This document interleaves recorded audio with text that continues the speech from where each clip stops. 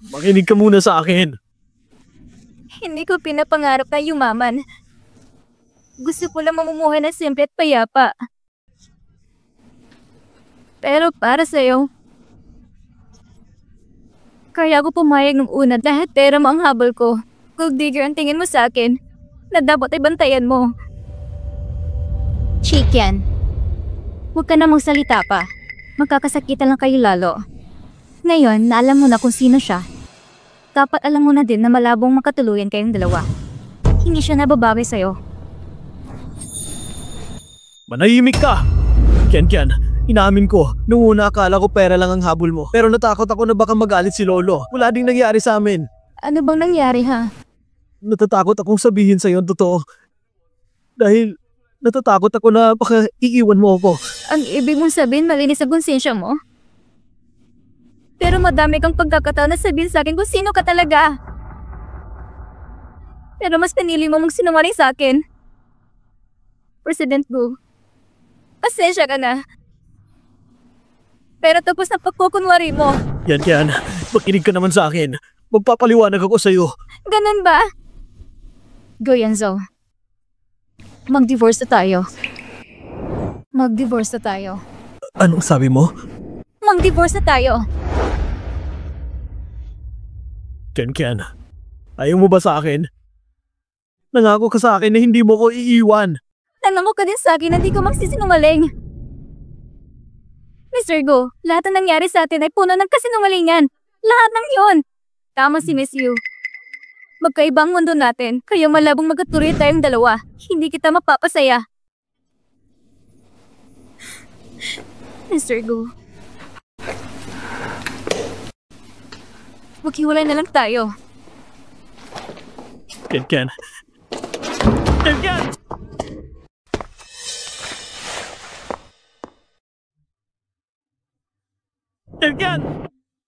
Ken!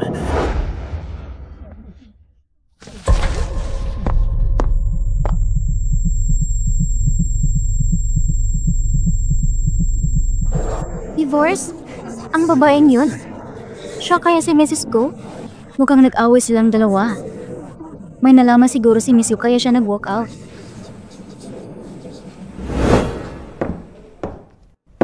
Yuanzo, tama lang na iniwan ka ni Chicken.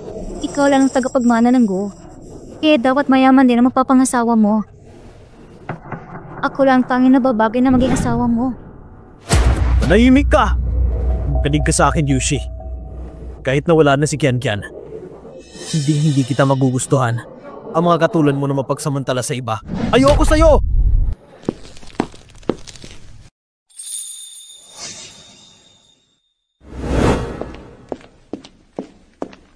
Uy, Mr. Go! Ito na yung pasalubong para sa misis mo. Mr. Go, saan ka pupunta? Teka! Mr. Go! Ingat ka!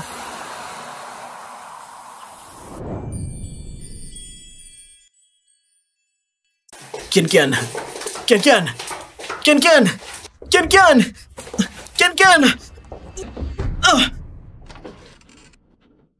Guyanzo, bakit ka ba nandito? Dahil bahay natin to. Bahay mo nga din pala to, ano? Di ba dito ka nagkunwari ibang tao? Ginamit mo ako para masubukan ang normal na buhay, hindi ba? Di bang totoong bahay mo ay isang mansyon, kundi isang malaking property? Hindi ba yung sapat sa'yo, Mr. Gu? Nabul ka kaya sinubukan mong maging normal na tao? Ken, naging totoo ako sa'yo. Totoo? Hindi ba't inasawa mo lang ako kasi ang tingin mo sa akin ay walang hiyang babae at pera mo lang ang habol ko? Ken, patawarin mo ako. Alam kong nagkamali ako noon dahil akala ko katulad ka ng ibang babae na pera ko lang ang habol. Pero nang tumagal, napagtanto kong iba ka sa kanila, masipag ka at matinong babae.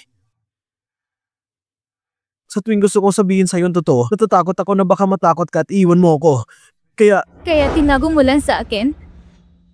Kung hindi ko pa nalaman ngayon, habang buhay mo bagong lulukuhin? Hindi ko magagawa yun sa'yo.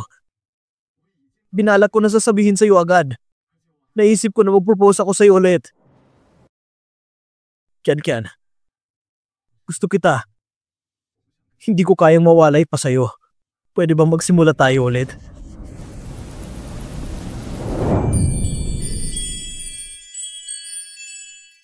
Hindi ko kaya mawalay pa sa'yo.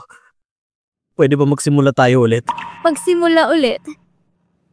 Sige nga, sabihin mo sa akin, paano tayo magsisimula ulit? Isa kang mayaman na businessman, habang ako isang assistant lang. Kung para sa'yo, maliit lang kinikita ko sa pagiging assistant designer ko. Malaki ang agot natin sa isa't isa. Guyenzo, pabayaan mo na ako at hahayan na din kita. Kian! Mag-usap muna tayo! Guyenzo, wala tayo sa fairy tale. Ang mga taong katulad mo ay hindi nararapat sa katulad ko. Ito ang mas nakakabuti sa atin. Isasabihin pa ako sa'yo. Kian! Hindi ka nagalit? Sandali ka pa lang dito, kaya konti lang din ang nalagay ko. Umalis ka na dito. Kian, maniwala ka sa akin. Ang pamilya ko ay walang pakialam sa estado ng buhay. Kung hindi sana papayag si Lolo na ikasal ako sa'yo. Ayos lang sa'yo. Pero para sa akin hindi. Hindi ko kayang matitigan ng ibang tao. Hindi ko kayang manatili sa'yo at papahiya. Ayaw kong makisiksik sa buhay niyong mayayaman. Matatanda na tayo para dito. Maghiwalay na lang tayo. Yung divorce paper, ipapadala ko na lang sa'yo. Tumututol ako. Kian. Hindi ako papayag na mag-divorce tayo.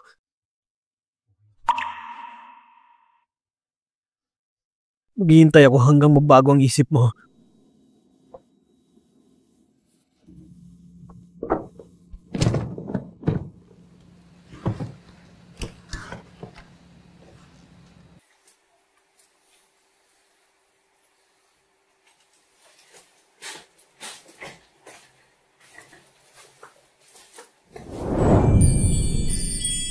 President Gu, ito na ang marketing plan ng Hanging Shopping Center. Na-verify na ba ang plan? Ang ibang departments, nakausap mo na ba? Hindi pa. Bakit hindi mo yan naisip? Paano kung nalugi ang kumpanya natin? President, ito ang R&D department na sinasabi mo. Bakit ka nanginginig? Ang imahe ng empleyado ay imahe ng kumpanya. Tapos ganyan ka? Ano na lang ang sasabihin ng Hanging Corporation natin? Nalampa tayo at matatakotin?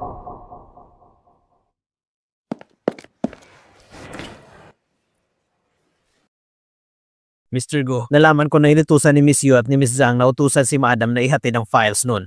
Kita sa CCTV ang pagdating ni Madam. Nakita din namin na binigyan ni Miss Zhang ng tip yung waiter. Waiter? Opo, ito ang kuha ng CCTV.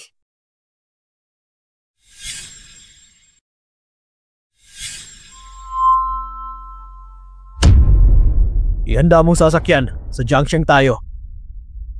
Mr. Go, di ba may meeting ka pa mamaya? I-cancel mo! Chicken. Bakit ka nakasimangot? Anong nangyari? May mga tao talaga na hindi alam kung saan lugar. Kaya kung sino-sinong nababangga, kukunin pang hindi naman talaga sa kanya. Kumusta ka? Nasugatan ka ba? Mr. Gu! President Gu! Teka lang. President Gu? Chicken, ang asawa mo hindi assistant ni Mr. Gu? Gusto kitang makita. Yung waiter na umapi sa'yo kahapon. Nasaktan ka ba? Salamat sa concern mo, Mr. Gu. Pero ayos lang ako.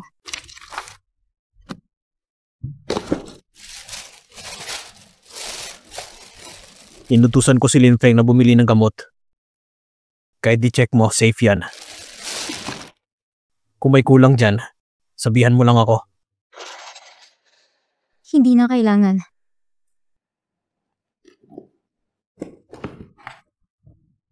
Bakit nasira ang phone mo? Lin Feng, bilan mo ng bagong cellphone lahat ng empleyado nandito ngayong araw. Talaga po ba? Pero Mr. Gu, nasa 100 ang empleyado natin. Hindi mo na yun problema. Gawin mo na lang ang sinasabi ko. Opo. Kian. Alam kong madami tayong projects nitong nakaraan. Ayoko maapektuhan ang trabaho mo dahil sa personal na problema. Kian, di ba sabi ko maghihintay ako sa'yo? Kung may gusto ka pang gawin, di na kita aabalahin. At kung wala ka nang sasabihin, aalis na ako.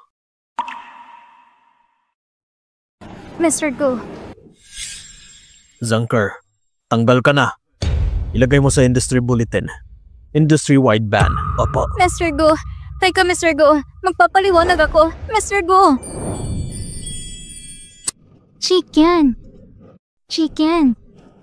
Asawa mo pala si President Go? Talaga palang bigatin tong kaibigan natin. Tama, salamat kay Chicken. Mapapalitan na sira kong phone ng bago. Ang ganda ng timing. Salamat, Chicken. Tama, salamat, Chicken. Kuya Enzo, kung patuloy kang ganito, mas lalo lang malala yung loob ko sa'yo. Magutos ka ng mga tao na magbantay sa misis ko. I-report agad sa akin pag may nangyari sa kanya. Opo, paano po si Miss Yu? Di ba bankrupt ng pamilya nila? Wala akong pakialam kung paano mo gagawin. Basta maglaho sila sa paningin ko. Opo, Mr. Gu. Saan po tayo pupunta? Babalik sa kumpanya. Hindi talaga nagkikinig sa akin. Hinayaan lang mawala ang misis niya, ang batang to. Walang ibang ginawa kundi magsubsob sa trabaho niya. Hindi man lang marunong suyuin ang asawa niya. Walang kwetang bata talaga. Kailangan pa talaga akong magayos.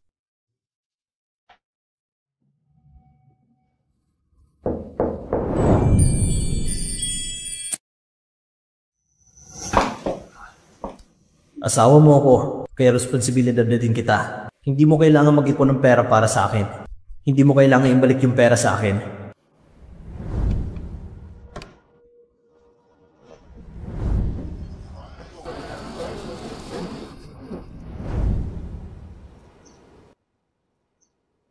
Asawa ko, hindi mo ko iiwan, hindi ba? Kian, ayaw mo na ba sa akin? Ikaw naman to nang sinungaling sa akin. Pero bakit ako lang malungkot?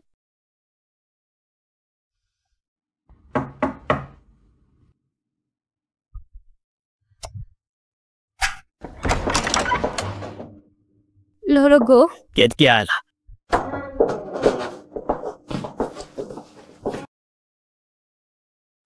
Lolo, kiyan ka po muna ng tsaa. Kian, anong nangyari sa iyo ng apo ko? Gusto kong malaman ang lahat. Kaya, gusto kong magtanong sa iyo. Totoo ba na hindi na kayo magkakayos pa?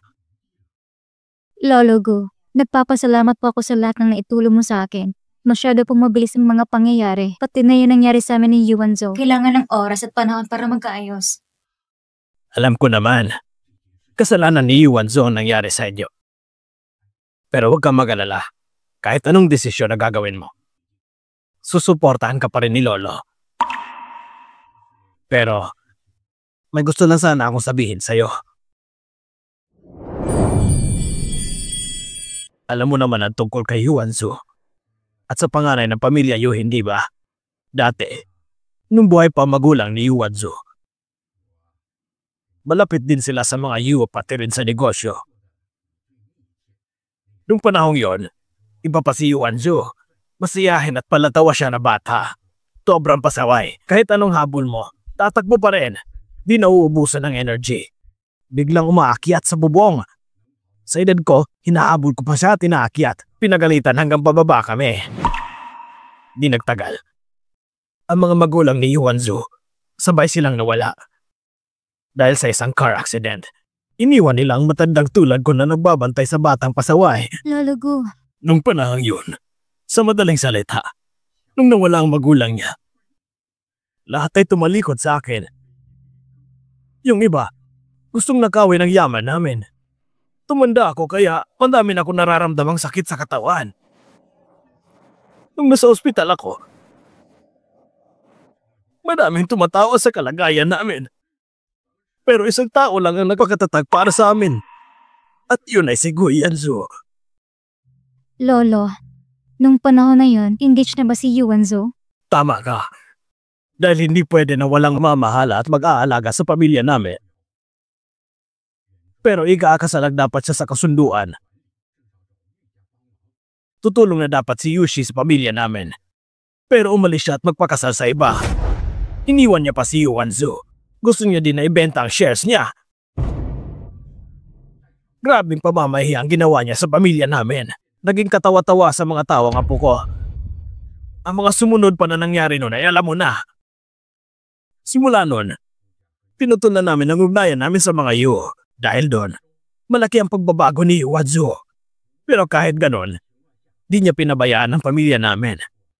Ayaw niya lang magmahal ulit. Takot na siya. Takot na siyang maloko at maiwan ulit. Lolo Gu. Pero po, Simula nung naging kayo ni Yuanzu, parang bumalik ang dating sigla ng dating Yuanzu. Nakita ko ulit ang saya sa mga mata niya. Ang batang yon. Sabi ko lang to sa'yo. Nakita ko hindi para baguhin ang isip mo. Bata ka pa naman. Ayaw kong pagsisihan mo to. Lolo Gu. Salamat po. Pag-iisipan ko pa po. Mabuti, apo ko. Ayos lang sa akin kahit anong desisyon ang gawin mo. Susuportahan pa rin kita.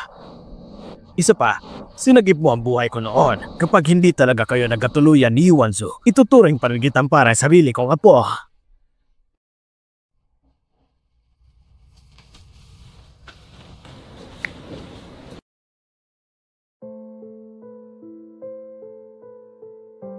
Anong gagawin ko?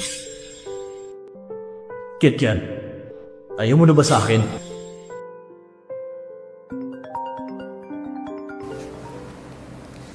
Hello? Hello, nandito na ang parcel mo sa labas. Parcel? Pero wala naman ako in-order. Guwang nakalagay na apelido dito. Hindi kaya si Gu Yanzu? Sige, palabas na ako. Teka, asan kayo si Kuya?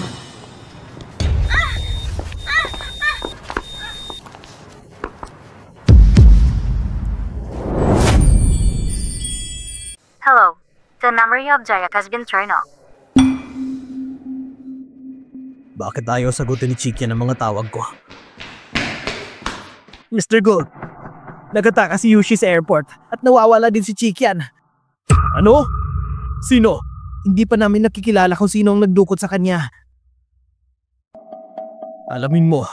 Alamin mo ngayon din. Wala akong pakialam kung paano mo gagawin, basta ibalik mo lang si Chikian sa akin. Opo.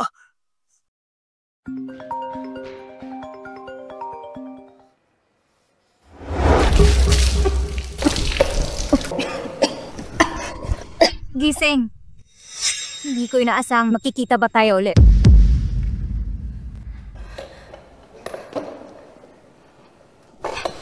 Anong gagawin mo? Anong gagawin? Bakit di mo hulaan? Yushi, alam mo ba ano mangyayari sa'yo pag ginawa mo to? Pakawalan mo ko. Alam ko may pag-asa ka pa magbago. Tahimik!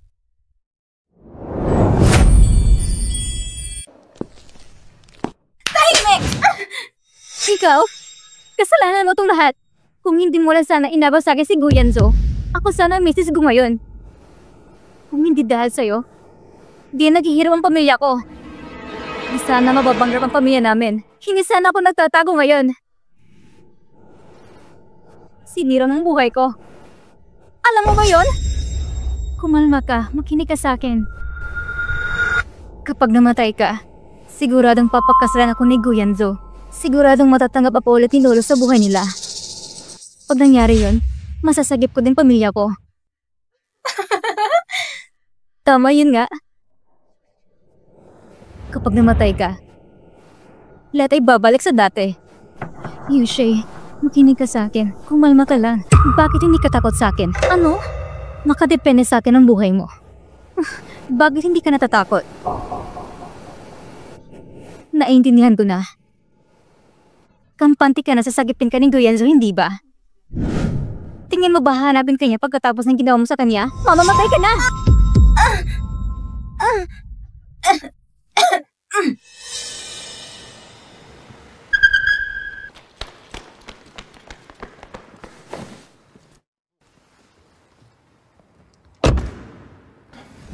Mr. Gu, na-trace na namin ang location ng asawa mo. Nasa isang abandonadong warehouse sila. Tara na, dapat ay maabutan pa natin sila. Opo, bibilisan ko. Asawa ko, hintayin mo ko. Bakit pa mas gusto ka niya?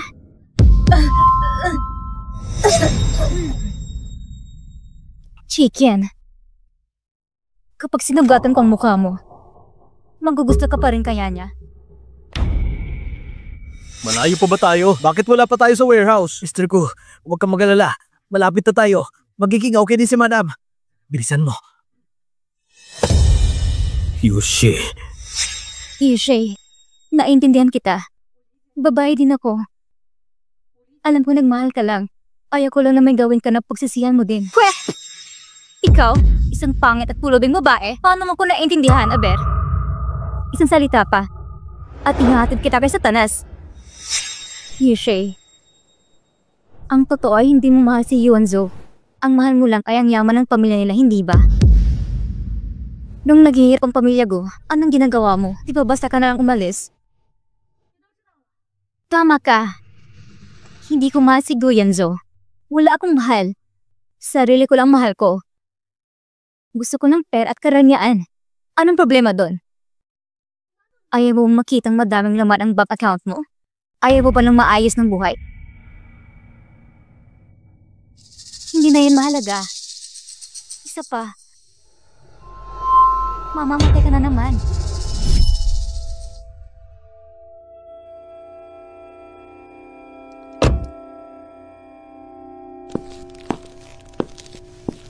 Yushi! Tumigil ka! Yushi! Tumigil ka! Diyan ka lang! Walang iya ka! Guyanzo, walang mumuwala sa akin. Wala ng pamilya ko. Wala na rin ng mga magulang ko. Walang-wala na ako. Bakit ako matatakot? Kaya ngayon, papatayin ko si Chicken sa harapan mo. Teka! Miss you, kumalma ka lang. Sabihin mo sa amin kung anong gusto mo. Gagawin namin lahat para maibigay yon. Kung ganun, ipakasal niyo ko kay Guyanzo. Ibalik yung ari-ari ng pamilya namin. Magagawa niyo ba yon? Ikaw, malabo ang gusto mo. May iba pa ba? Gusto mo ba ng pera? Magkano? Sabihin mo sa akin! Pera?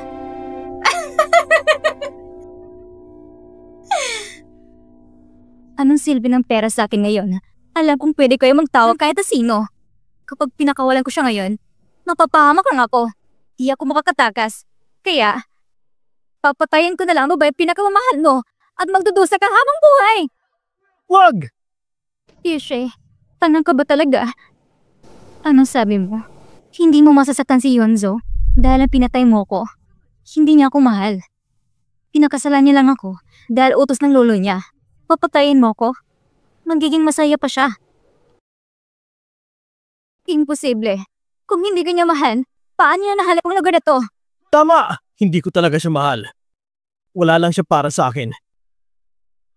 Isa lang siyang gold digger.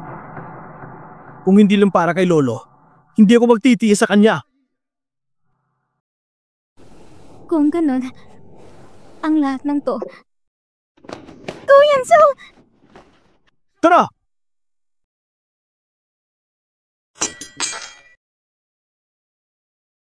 Hawakan niyo siya! Nasinungaling kayo sa akin! Mga sinungaling kayo! Chicken, papatayin kita! Ang mga banta mo ipapalam namin sa pulis.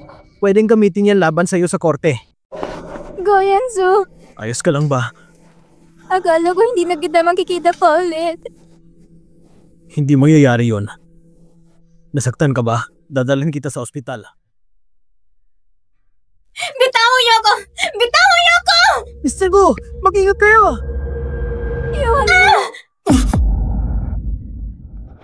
Yuanzo! Ibaba mo ko! Ibaba mo ko! Ayos lang ako. Ayos lang ako. Yushi, magkikita tayo sa susunod na buhay. Ibaba mo ko! Kiusap! Guyanzo! Guyanzo, gumising ka! Pakiusap! Pinapatawa na kita! Gumising ka na pakiusap! Hanggang dito ka na lang, Miss.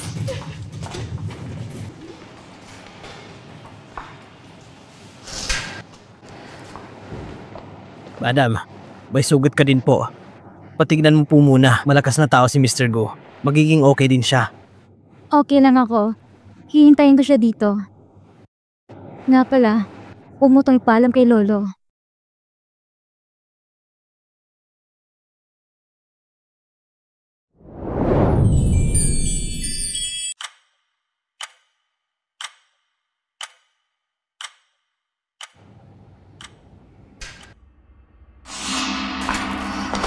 Doktor, kumusta pong asawa ko? Maayos ang kalagayan niya at ligtas sa kapahamakan. Maya-maya lang, pwede na siyang ilipat sa ward. Tutukan niya ang pagaling ng sugat niya. Magiging okay din siya. Salamat po. Maraming salamat po. Salamat po.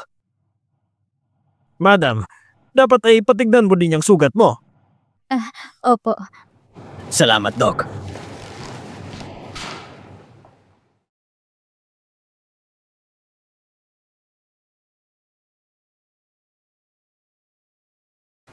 Kahit pa natutulog ka lang, ang pogi mo pa rin talaga. Pogi nga ako. Pero hindi mo naman ako mahal. Gising ka na. Masakit pa ba ang sugat mo? Tanga ka ba?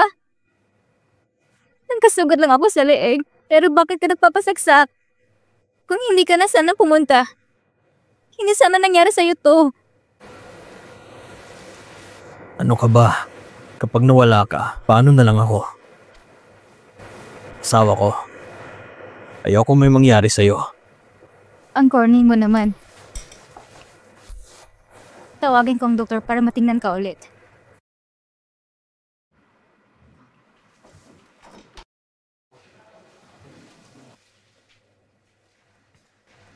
Madam, bumubuti na ang kalagayan ni Mr. Go. Kailangan niya lang magpahinga at palitan ng mga bandage niya para hindi ma-infect ang sugat niya. Makakalabas din siya dito agad-agad. Kung ganun, maraming salamat po.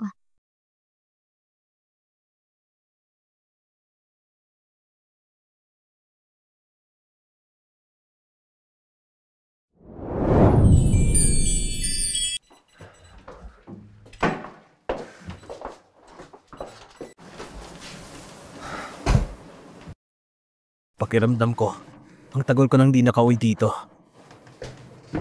Asawa ko, halika muna dito.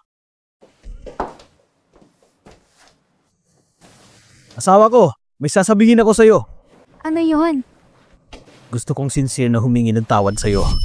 Noong una, pinilit lang ako ni Lolo na magpakasal. Ginawa ko dahil nag-aalala ako. Akala ko na hindi ka iba sa mga babaeng nakasama ko noon. Kaya tinago ko sa'yo ang pagkatao ko. Nag-iingat ako sa'yo.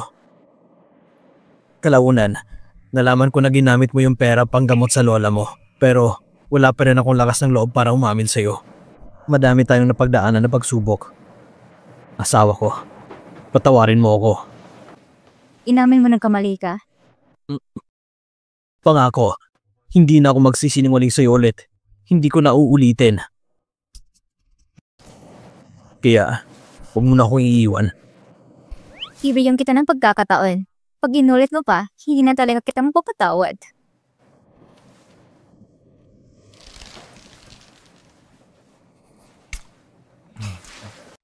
Ano to?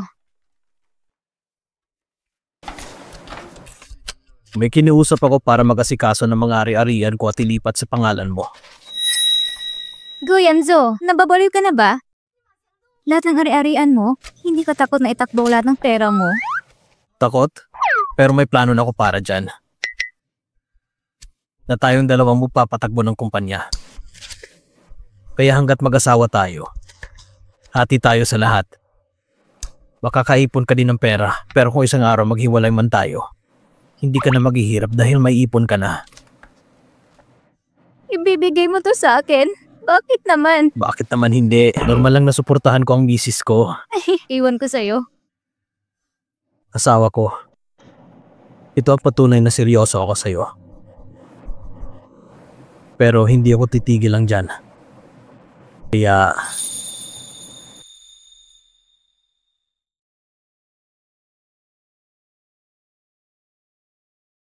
Hindi naman.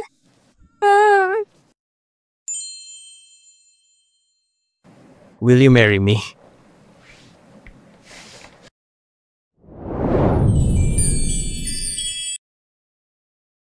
Will you marry me? Oo naman. Isuot mo sa akin.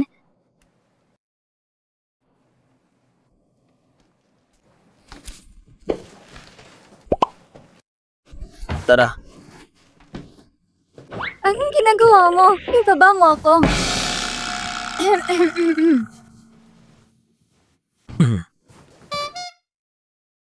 Hindi tayo natuloy noon. Kaya ngayon, itutuloy na natin.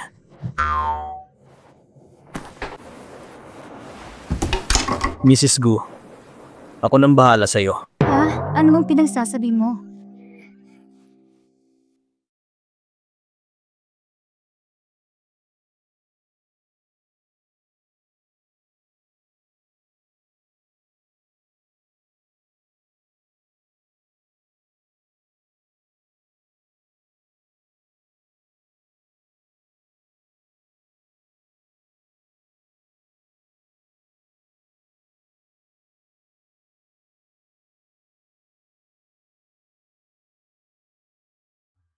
Kian, ito yung pinangako sa'yo ni Lolo. 3 villa, 5 mamahaling sasakyan, at 1 bilyon na regalo. Lolo, ang dami naman po nito. Ito ang regalo ko sa kasal ninyo. Ikaw bata ka. Regalo ko talaga to. Yuanzo. Siguraduhin mong alagaan mo siya. Kapag sinaktan ka ulit ng batang to, lumayas ka na sa pamilya natin. Lolo naman.